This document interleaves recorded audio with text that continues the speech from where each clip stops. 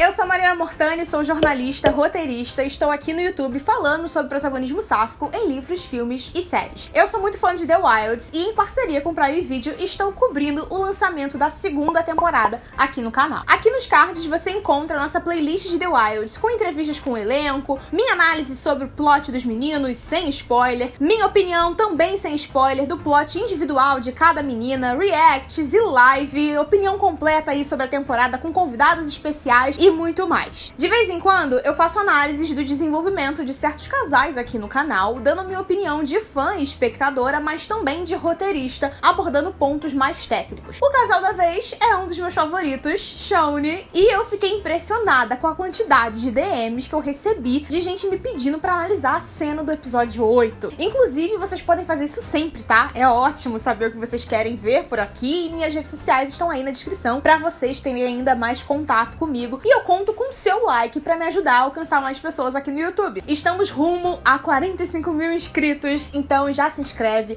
ativa as notificações e os links pros meus livros lésbicos estão aqui na descrição. E tô esperando seus comentários também, né? Suas teorias aí embaixo, deixem tudo aí, não me deixem falando sozinha.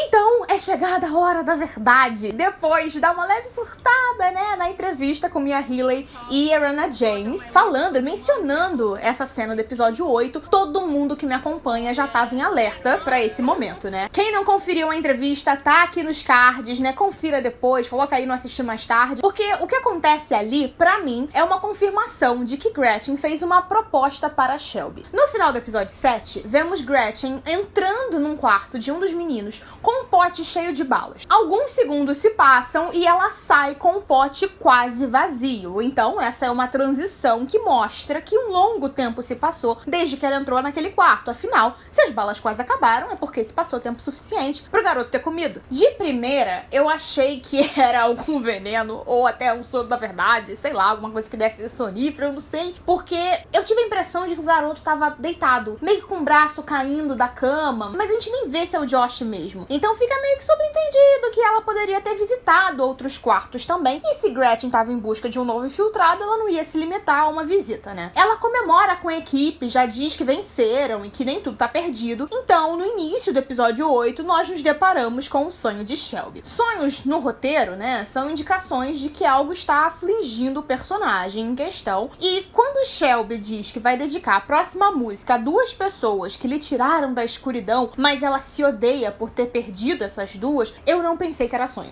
É isso, vou admitir aqui, eu fui trouxa. Eu pensei, graças a Deus, o êxodo veio aí. E êxodo é o título desse episódio, o único episódio cujo título, né, não são os dias da ilha. Êxodo significa a imigração de um povo, né, uma saída em massa de algum lugar, e é o segundo livro da Bíblia, então, pô, fiquei felizona, né, ai...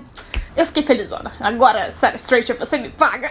A segunda coisa que me chamou a atenção foi que Shelby dedicou a música a essas duas pessoas que tiraram ela da escuridão que ela perdeu. E o nome da música é justamente Martha, que é do cantor Tom Waits e fala sobre duas pessoas que aceitam suas tristezas pra seguir em frente separadas. Duas pessoas que meio que escolheram viver na solidão justamente por não conseguirem se encarar, porque se encarando elas encaram os erros e as perdas do passado. E aí eu pensei, pronto, perdemos a Martha. Uma morte encefálica por causa do ferimento da cabeça. Eu esqueci completamente que pros órgãos da pessoa com morte cerebral continuarem trabalhando, era preciso de aparelhos. É possível que os órgãos funcionem até uma semana após a morte cerebral. Dá tempo de fazer a doação de órgãos. Elas estavam com a Martha ali naquela situação há 4 dias, só que eu esqueci dos aparelhos. E foi um surto essa cena pra mim, porque eu já pensei, pronto, perdemos a Martha. Só que aí eu percebi uma outra coisinha. A Tony no fundo de Cropped. E eu juro pra vocês que foi nesse momento, foi o Cropped que me fez pensar, isso é um sonho.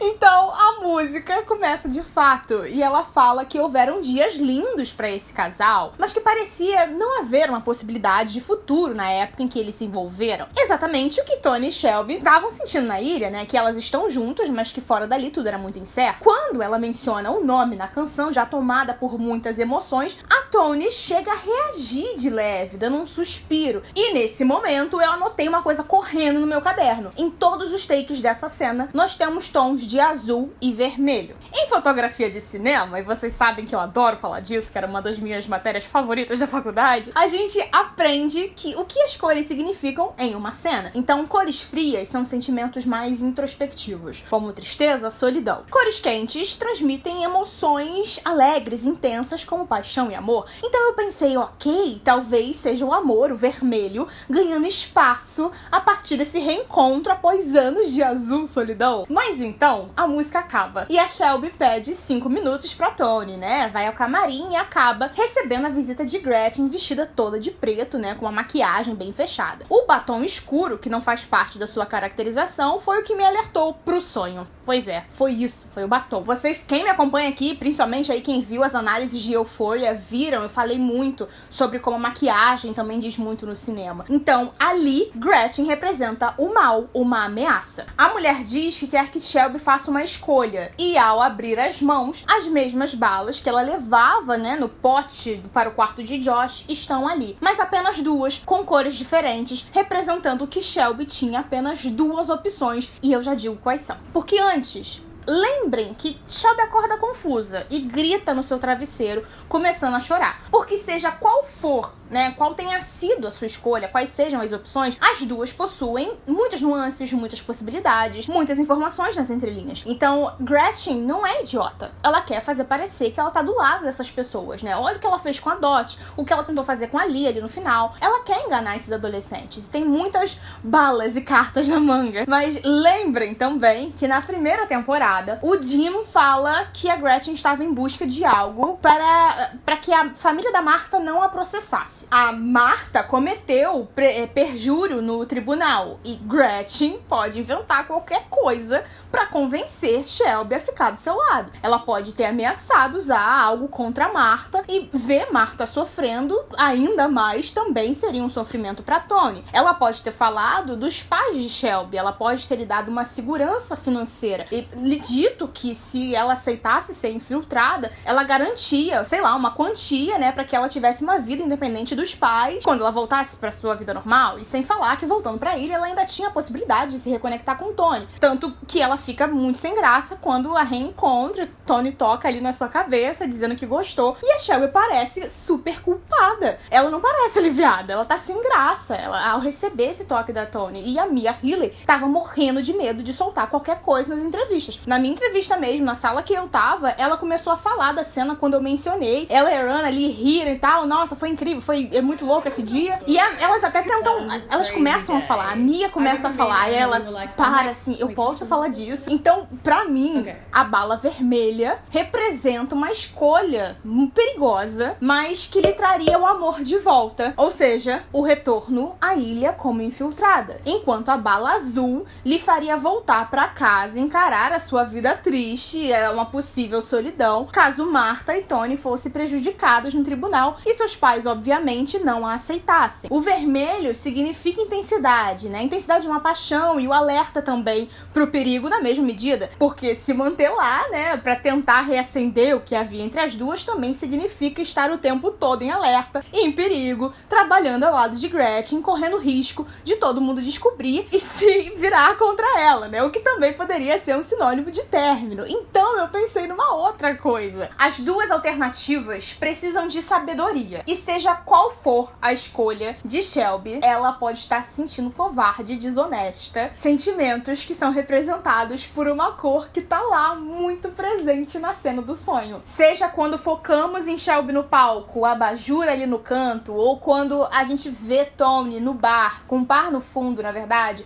o amarelo, que também é muito relacionado a perigo, mas especificamente quando há engano e traição, tá ali presente. Então, ela vai se sentir enganada pela Gretchen e ela se sente em perigo pela ameaça, mas tá a um ponto de trair o grupo. Se eu acho que ela faria isso, acho sim. O quão difícil precisa ser a vida da pessoa pra ela preferir ficar numa ilha, gente?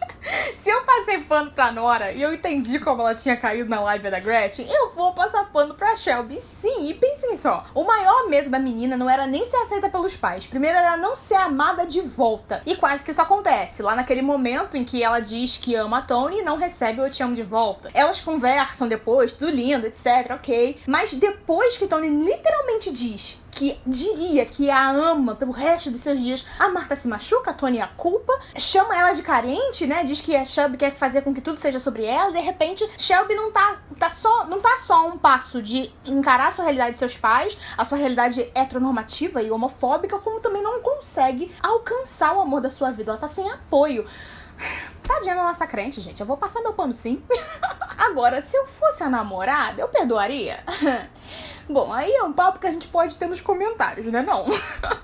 Então, essa foi a minha análise da tão aguardada cena do 8º episódio. Eu pensei em fazer uma análise de todo o desenvolvimento das duas, né? Falando de todas as nuances, os erros, os acertos do roteiro, sobre elas no individual e elas como um casal, que eu acho que foi o que muito aconteceu nessa temporada. Mas eu acho que a análise que vocês queriam era dessa cena, né? Então, vão deixando muitos likes aí. Nossa meta é pelo menos 200 likes. Me ajudem a alcançar mais pessoas nesse vídeo. E me digam se vocês concordam ou não com a minha análise, tá? Me digam se vocês repararem em outras coisas, o que vocês acham desse casal nessa temporada, e me acompanhem nas redes sociais também pra gente papear por lá. Se você tá passando aqui pela primeira vez, se inscreve no canal, ativa as notificações e confira os links importantes da descrição. Temos grupo no Telegram com novidades diariamente, clube de leitura coletiva sáfica, meus livros com protagonismo lésbico e outras coisinhas importantes aí também. Um beijo e até os comentários.